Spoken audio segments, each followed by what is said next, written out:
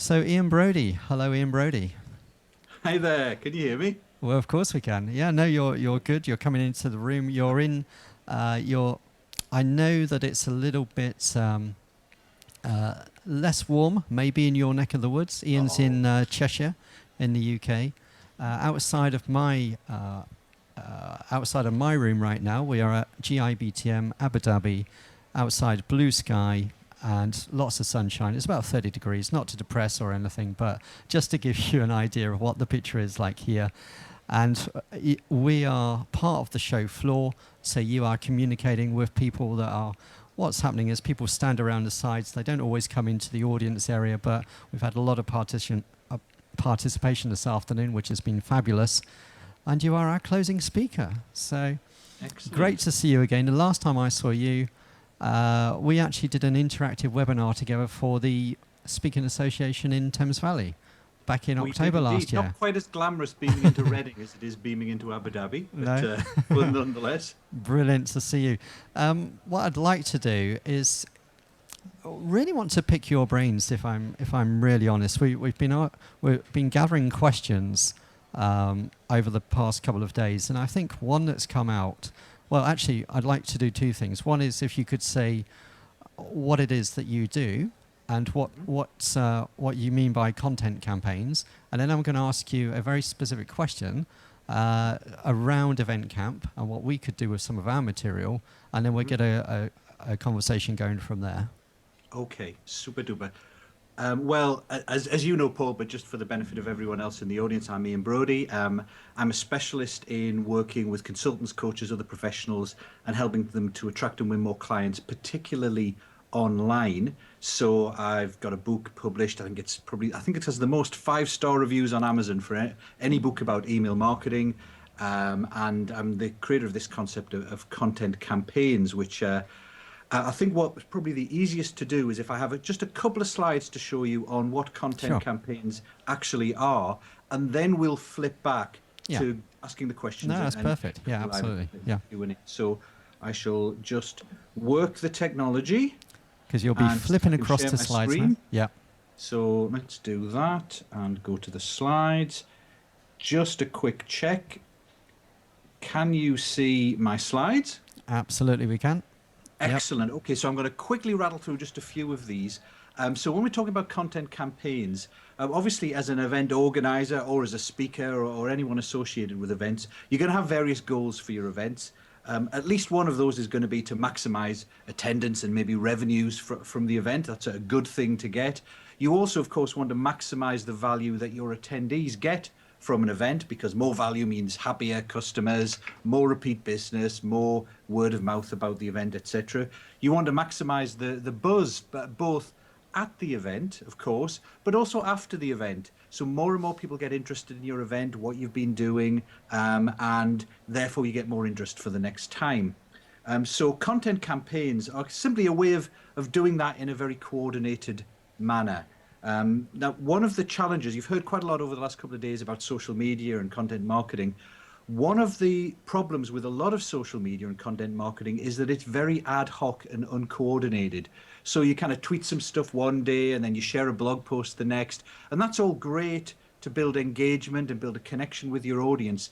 But you can do a lot better if you're very focused on achieving some very specific goals, and if you synchronize your activities around all the steps you need to achieve those goals. It's a bit like any marketing. It always works better if you synchronize all the activities to achieve a specific goal. And that's what you're doing with a content campaign.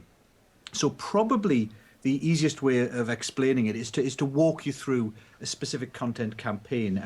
We're going to be sending out a video to everyone in a few days' time with a walkthrough of all three of these campaigns on them. But right now, I just want to share one of them to give you the idea, and then we can come back for live Q&A. So Brilliant. the first campaign is what I call the pre-event attendance booster.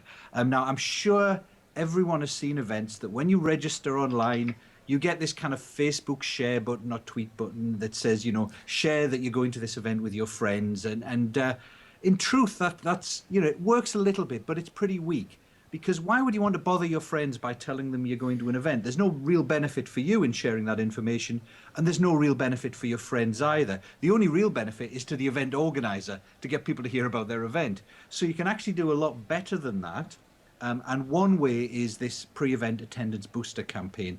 So the way the campaign works is it's not just a one-off activity when people register. It's a series of actions you're going to put into place when people register. And actually, they're usually pretty automated. So what happens is someone comes along, look, that's me. Someone comes along and registers for your event. And what you would normally do is you'd probably send them a thank you email, a confirmation email with details of their registration on. So you're going to do that, but this time you're also going to offer them a free gift. And that free gift is going to be something relevant to the event they've signed up for. So if you're doing an HR event, it could be a report, a short report about an important HR topic. It could be a video from one of the speakers giving a little preview of what they're going to talk about, sharing some useful information. It could be a survey that you've done specifically for the event. Whatever it is, it's some useful, valuable information and content relevant to the event. So people are going to click on that, go and get their free gift, the useful information, and think, hey, that was really good. That's great. Thank you very much. So you've already got a bit of reciprocation, a bit of buzz and value for people even before they get to the event itself. What you're then going to do at the end of that piece of content is you're going to say to them, well, would you like to share this content? And if you do so, you get access to more free gifts just like this one, another video, or you get access to a report or whatever it might be that you've got lined up. So notice there, you're not asking them to share information for no benefit to them or for no benefit to anyone else. Because they've already seen the report or the video and they know it's great, they'll know who they would want to share it with and who would find it useful. And so by sharing it, they're adding value to their friends. They're not just bothering them with a tweet saying, hey, I'm going to this event. So they share that information with their friends. That's my wife, by the way. And when their friends click on the link to get access to the free report or the free video, they go to a registration page where they can get access to the video. And of course, once they've registered, that means you can send them their free report, their free video, whatever it is. But it means you can also send them more useful information over time because you've now got their details, and you can begin to promote your event to them. What you can also do is you can then go around this virtuous circle where you, because they've seen your free gift now, you can say to them, would you like to share that free gift with your friends? So they'll get access to the great free gift and you'll get some more free gifts, some more videos or reports or whatever it might be. So you've got this real virtuous circle going on where just as a result of someone signing up for your event, they get something great for free that's related to the event. They share that with their friends. Their friends then get access and get informed about the event, and they get the great free thing, which they then share with their friends. So real virtuous circle going on. And you can typically rinse and repeat that with 3 or 4 different pieces of content before any event. So for every event you've got going on, you're suddenly sharing news about that event or useful information, really, before that event with a wider and wider community, but people are signing up so you can then promote the event to them. Now, the key here is twofold. One is the content you share has got to be valuable, of course, but it also has to be relevant. So if you're doing an event about HR issues, it's no good sharing information about marketing, no matter how valuable it is, because it won't attract and it won't be shared with the people who would be potential attendees at an HR event.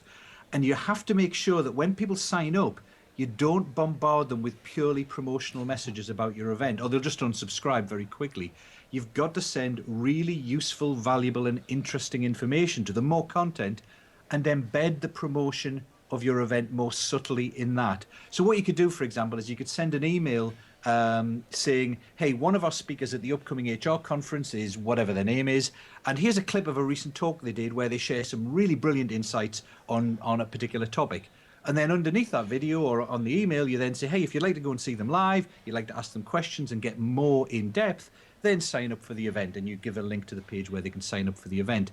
So you're not just saying, hey, sign up for this event. You're foreshadowing and showing them what they'll get at the event, a little taster of what they'll get at the event to make them much more motivated to sign up, but also they get value from that video itself. It's not just a video with someone saying, hey, you should sign up for the event.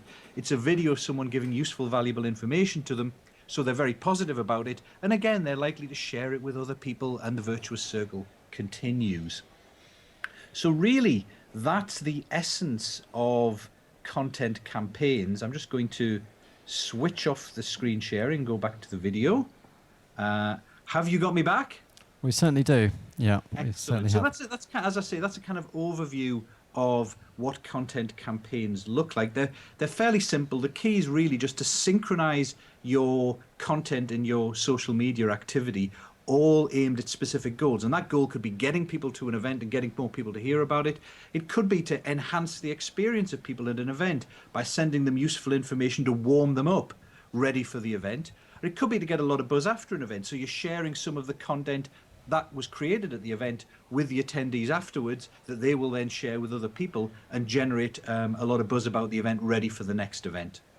Right, okay, that's excellent. I think that technique alone of sharing content from speakers prior to the event is one that we can certainly adopt in Event Camp for the next time. Ian, I'm just being asked by Martin if you could just kind of elevate your seat a little bit, because we're just getting Am I your low head. down? Maybe it's easier to lower the camera. I hope you haven't been staring at the top of my head. No, you're absolutely fine. We would tell you anyway. We wouldn't let you do that live on the show floor in Abu Dhabi. But no, really interesting. So we could have come along to you and taken snippets of some of your video and said, right, this Exactly. is Ian. This is what this is where he was before. And because we've had nine remote speakers in over the 2 days, and we've had one live speaker, we could have done that for all of our people. So that's a really cool technique Absolutely. for And the of course, next all time. speakers these days have a ton of information and videos of them speaking. Many speakers like to prepare something specifically. So, in particular, if you want to warm people up and get them excited about an event, I don't know if everyone in the audience knows a guy called Marshall Goldsmith is one of the leading leadership speakers and trainers in the world. What he typically does with his events, where he's doing, say, a whole day event, with an audience beforehand, is he's got some standard videos he'll send them to that give them a kind of an intro to the event itself. And the nice thing about that from the speaker's perspective is that often with an audience, you've got people at varying levels of experience and expertise. And if you don't watch it, you're either pitching too high or too low in terms of the level of expertise. But if you send them a couple of videos or some material in advance, you can get everyone up to the same speed. So you can have a much more coherent talk. And what he also does is he sends them a kind of questionnaire or a survey. So he does a diagnostic about their leadership style. So that means he can tailor his presentation to the people who are in the room. So whenever he's speaking to a group of people, he's already checked with them their different leadership styles. He knows the problems they have and the specific things they want to achieve and the different types of style they have. So he can talk exactly to their problems and challenges and make it a much more valuable event because it's really tailored for them, because he sent them this content in advance. Yeah, no, I really like that. I think that's a little bit of a challenge, though, for some of the public events, especially in exhibitions, because you don't know who's necessarily going to be coming in, and you don't know who might be online as well. But That's true. the idea of, okay, there's some of my material, and this is what I'm aiming at. This is at the level is really good, and I think we're probably getting to an area now with speakers where you almost want the delegates to come and be aware of that material, so that you can have this kind of Q&A session that we're doing right now, so that you don't have to have the presentation and then think of the questions and then go away and think of something else. You've got more of a rich debate going on. So I see that as a trend coming in. That's a really good point, Paul. It's just occurred to me that there is a movement in the academic world in terms of teaching, and I can't remember the exact reference, but a lot of teaching in the academic world, in the schools world, is moving away from classroom-based teaching and then homework, and more to you give them the actual lesson to do before they get to the classroom, and then in the classroom it's just Q&A about the lesson because they've actually been through it on video or they've been through it interactively beforehand, and that's working much better than the traditional teach and then homework model, because you're getting the precious time you have together when you could ask questions. I don't know about you, my kids are both teenagers and they're going through homework at the minute, and inevitably I get the brunt of all the questions, and I'm trying to remember 30 or so years ago what conservation of energy equations and things like that, and I have no idea. But if they can get the lesson beforehand and then ask the questions of the teacher who actually does know what they're talking about, Yeah. that's so much better. Yeah, and I think also that in some schools the way that I was taught to work out some mathematical equations has changed completely in the way that people do division, and I think it's long division more than anything else. But yeah, really interesting. What I'd like to ask you from this event camp perspective, because this is an experimental event, what we're looking to do, Ian, is to put out some new ideas or different ways of thinking that other people in the events industry can then take forward, and they can use for their own clients. What we've been doing here over the last 2 days is capturing all of the speakers. Martin Shepherd-Lee from Be There Global has basically been streaming out, so you will have seen some of this online. People will have picked that up. It will all be available on demand. So we know we've got some content there that we can use. We know that each specific speaker slot is just a self-contained item. So what could we be doing for the next time round with that? It's basically post material now, but I understand what you're saying about a coordinated campaign, but what would be some easy things that we could do with that, do you think? Okay, well, the first thing obviously is to check with the speakers and get permission. But I think, nowadays most speakers are very happy for their material to go out, especially if it's credited. And it brings people both back to the event, but also to them as potential people to hire for another event, etc. So, but you do have to, cover your bases and make sure the speakers are very comfortable with that. I think the way to envisage it, I sometimes call it a post-event buzz booster, but another way of thinking of it is a "I wish I'd been there" campaign. So what you want to do is think of the potential audience for your next event that you want to run that's similar, that's got a similar audience type, and think, what could we do to make them wish that they'd been there? So that would consist of looking at some of the material you've developed. Now, the truth is, for someone who's been to an event and they're remembering all the great things that they saw at the event, they probably want to have access to all the material so they can recall and, oh, there was a great point that speaker meant. Some people who weren't able to make it but who wanted to go, they'll want to see all the material as well. But for people who weren't at the event, who don't know how good it was, they're probably not going to want to sit through absolutely everything there was. They just won't do that. So what you have to do is you have to really focus in and narrow down and almost edit and pick out some of the very best highlight moments. And you're looking for variety as well. So what you're looking for is some sections in different speakers' talks, for example, where real aha moments went off, where you can make a real impact instantly if someone was to watch that on video. So a lot of the stuff we share, for example, is details. So we share some details and a detailed point that's highly valuable if you're interested in that point. But if you're not interested in the details yet, it's not going to really grab your attention. On the other hand, sometimes the things speakers share, you see it and you go, oh, I just hadn't thought of that. Of course. That's a whole new way of looking at things. Those are the sort of things you want to capture in little clips and get those out, share them with your current audience, and ask them to share it with other people who they think might be interested. Now, you can do what I said in the pre-event attendance booster campaign, where this very simple technology allows you to kind of gate the shares. So you share something useful with someone, and in order to get more useful stuff, they have to share it, and then that unlocks the extra useful stuff. So with one print, you could create a sequence of 3 or 4 videos with great light bulb moments on them. Call it the light bulb moment video series from the event. You share the first one with people, and in order to get access to the second, third, and fourth, they have to share it with other people. And then that sharing continues, that those people you share it with get access to it, they sign up, and to get access to second, third, and fourth, they have to share it with other people. So you kind of build that viral thing going on. The other thing to do is to build in not just the speakers, but build in the reactions. So see if you can interview some people who were at the event and what they thought, and intersperse that. So there's nothing better. I used to hang around with a whole load of professional magicians. It was a hobby of mine for a long time. And they always say when they're doing their own marketing material, they're absolutely right. One audience reaction shot with the audience clapping or laughing, etc., is worth 100 shots of the magician doing a clever pose with the cards or whatever it might be. And it's similar when you're trying to build some buzz about an event afterwards. If you want people to think, I wish I'd been there, then you share brilliant content, but you also share what some of the attendees thought. So if you ask people what was the most useful thing you got from it, would you come again? Would you recommend this to your friends? If you were to tell people one thing you learned at this event that you found really useful, then get people to share that. And that's something else that, again, you're always trying to add value to the people watching the video. It's one of the key things about content online is if it's purely promotional, people switch off fairly quickly. But if you embed the promotion in something useful, so you ask people, what was the most valuable thing you got from this conference? When they share that, it will be valuable to the people they share it with because it was a valuable thing, but their enthusiasm for the event will come through and people will realize, yeah, I really ought to be there for next time.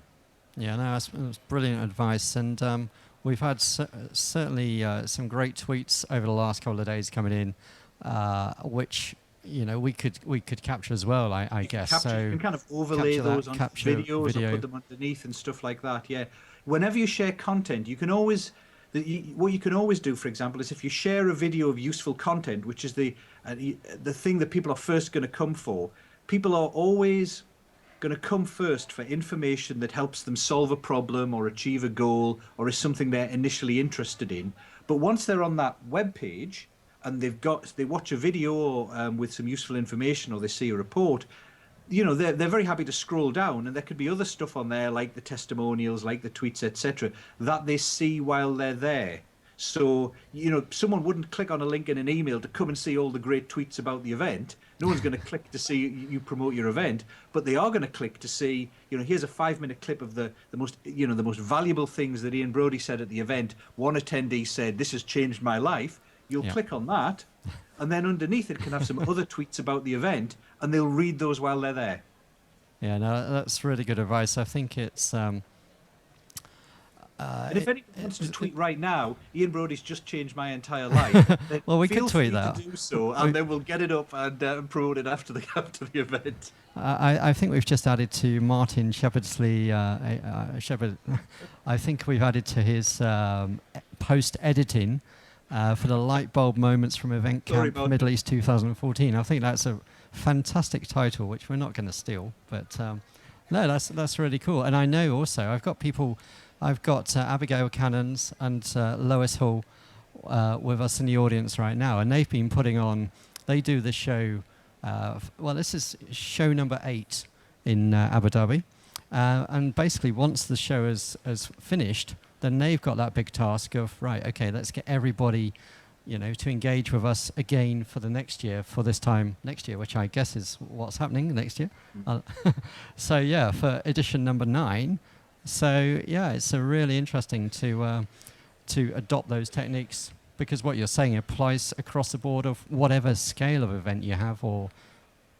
It does. I mean, we know from ourselves being in the Professional Speaking Association, whenever we're trying to promote even local events where we're having other speakers turn up, there's a real difference between kind of, someone saying, "Oh, can you please share about this event?" and you're thinking, "Okay, I have a load of goodwill and I want people to show up to this event, but I don't want to send an email to hundreds of my friends saying, please show up to this event, because I don't really know whether they're interested or not, whether they've got the time available, and I've only got so much goodwill I can use up." So you've built up this goodwill bank, and you don't want to burn it down every time by asking people to share or sending stuff to people. But if I was to send out to people a brilliant video from the previous event where someone is really funny or entertaining or shares some brilliant insights, then I feel great sharing it. I say, "Oh yeah, look, I'd love to share that. I'll share this with all my friends. Hey, I was at this event recently. There was a brilliant speaker. He shared this, here's 5 minutes of him doing it. It's really funny, and he shares some great insights." And at the bottom of the video, it says, "If you want to sign up for the next event, here are the details, sign up here." Now, people are much happier to share things that they believe will be funny, interesting, entertaining, and valuable to their friends than they are to share promotional material, because they know that they're burning down the goodwill bank if they keep promoting things, whereas they're building up the goodwill bank if they're sharing useful, funny, interesting stuff. Right, okay. And just on that then, if you've got an event and it is a year away, so you finish one and you've already put the dates in the diary for the next one, is there any kind of time lag that there should be from, okay, let's close that exhibition or let's close that event and then in a month's time, or do you think that you should just keep going and keep the conversation going from the moment that you you close the doors? I would do two things, because obviously what you've got is you've got a kind of post-event euphoria. I don't know about you, but always like the evening when an event's finished, or the day after, I'm always kind of really worn out at an event, but feeling really, I've got this kind of happy buzz that it was a great event. So you want to be tapping into and taking advantage of that feeling, that goodwill that people have to the event, because in a month's time, they've had loads of other pressures, other things they've done, etc. They haven't forgotten how great an event it was, but a few days afterwards, it's really high in their mind. It's much lower down later on. So you want to tap into that. However, what you've got is a year in advance of the event. No one's going to remember in a year's time that someone said this was a great event. So what you want to do is two things. You want to get people sharing and saying great things about the event really quickly while there's still a buzz about it. But you want to use that to sign people up for things like email communications with them later. So this whole campaign thing of sharing a useful video, if you share it, you get access to some more videos. And when they share it, the technology doesn't share the link to the actual video itself. It shares a link to sign up to get the video. So you get to people on your email list, and you can gently, month in, month out, week in, week out, send them great, useful information for the next year. So that when you start ramping up the communication about the next event a few months out, you've already been communicating with them at least every month beforehand, sending them great stuff. You've already built up a lot of goodwill, and they know when they get an email from you, it's going to be useful, valuable information for them, rather than just sending stuff out now and hoping they'll remember in a year's time that the event was great. Brilliant, brilliant. Do we have any questions for Ian from our live on-site audience? I'm seeing some nice tweets come down the wire, but this is your opportunity for the experts. So we got a question here for you. Hi, my name is Bruno Marx. I'm a consultant for event venues, and I was just thinking, this is something that could be used by a venue as a value-added service. The problems with the venues are that they don't have the personnel to do this, so they need some sort of platform, service provider, whatever. Can you recommend something or some platform? You know what? I find it's difficult to recommend a specific platform, because it is. I mean, it's a brilliant idea that venues could do this for the attendees at their, for the people hosting their events, etc. The key thing is, though, that what you're going to be doing is harnessing the existing email infrastructure. This is probably the most low-tech talk there is in all of Event Camp, because it's not about wearable devices and the latest social media. It's about email and a few tweets and a few Facebook shares. We like email. But at least I know how to use email. But email's the most reliable. Email kind of gets through, and people try and read all their emails. They don't attempt to read all their tweets. The challenge you have is the existing database of people coming to the event that you're going to use and harness that to get people to the next event. That's the kind of intellectual property of the people who organize the event, and they will have that on a particular piece of email technology. So it's difficult for a venue to kind of take over that for a while and promote to it. I guess you could, and privacy laws prevent you exporting the list and then giving it to someone else. That would break most privacy laws. So usually it has to be done by the people who own the original email list, and they're the ones who want the emails to come back to them for signing up. Now, there are some technologies. I mean, most any email marketing system, whether it's the simple stuff like Aweber and MailChimp, I particularly like GetResponse these days. Most of them have interfaces to a lot of the tools. There's a lovely, if you're using WordPress, for example, there's a lovely little tool I use on my site called WP Sharely. And what that does is it handles all this kind of sign-up thing. So you put it on a page where you're giving away a free gift, and at the bottom it just has this box that says, if you want to get out, and you type in, you edit yourself what you wanted to say. And the bottom of my page where people get my free gift, it just says, if you want access to, I think it's the referral amplifier video, then just please share this with your friends. And as soon as they hit Google Plus or whatever it is, it gets shared, and immediately the video appears. The page I'm then sharing has a sign-up page using my particular email system.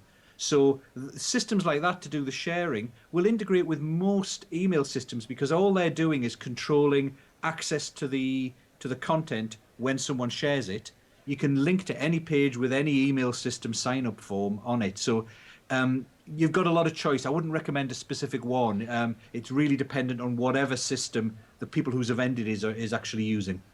Brilliant. Ian, I think we could talk to you all afternoon, but unfortunately our time has come to a rapid conclusion. What I'd like to do, though, as we've been doing with all of the speakers over the past couple of days, is just ask, what is the best place for you? You know, people we're encouraging questions, because long after this event is finished, we want the debate to continue, and people will have questions. I know that I think of things maybe several days later when a light bulb goes off. So Yeah. how can people still, are you happy for people to contact you? First question. Of course, absolutely. Okay, Yes. good. And second question then is, what would be the best way to do that? Because we know we can access you through the Show Gizmo app, and we know that there are other questions that could go out via Twitter, but really, if they want to get directly to you, are you happy Yeah, I to was give going to your say email that the address? challenge with Twitter right now is over the next week, I'm doing an event for 4,000 people online, and I'm going to be slightly busy doing that. So probably the best way is to either email me at ian@ianbrodie.com. And what you can do actually is, if you go to my website at www.ianbrodie.com, you can see an example of this kind of audience building technology in place, because I've got a little button on my homepage. And when you click that, you sign up to get my free report on marketing. And when you get hold of that, when you get through to that, just as I was describing before, when you scroll down to the bottom of the page, there's a little thing that says, hey, share this with your friends, and you get access to the free video. And so you can see that technology in play. Brilliant. Like all these things, you know, everyone's got a different browser, everyone's connecting from the middle of nowhere. So the technology doesn't always work. But you don't need it to work for everyone. As long as it's working for some people, it gets your message out and it gets shared with people. Brilliant. So, Ian Brodie, thank you so much for being with us from just outside of, well, you're in Hanforth, aren't you? I am. It's just south. It's about 10 miles south of Manchester. It's in sunny Cheshire, just south of Manchester. Sunny Cheshire, all the Actually, way over not to. so sunny Cheshire. Not so sunny Cheshire. I've just looked out of the window. Well, we're speaking to you from sunny Abu Dhabi, so it's been a delight to have you this afternoon. Thank you for being our closing speaker for Event Camp Middle East 2014 from GIBTM at Abu Dhabi. And I wish you well and see you soon at another event. Thank you, Paul. It's been a real pleasure.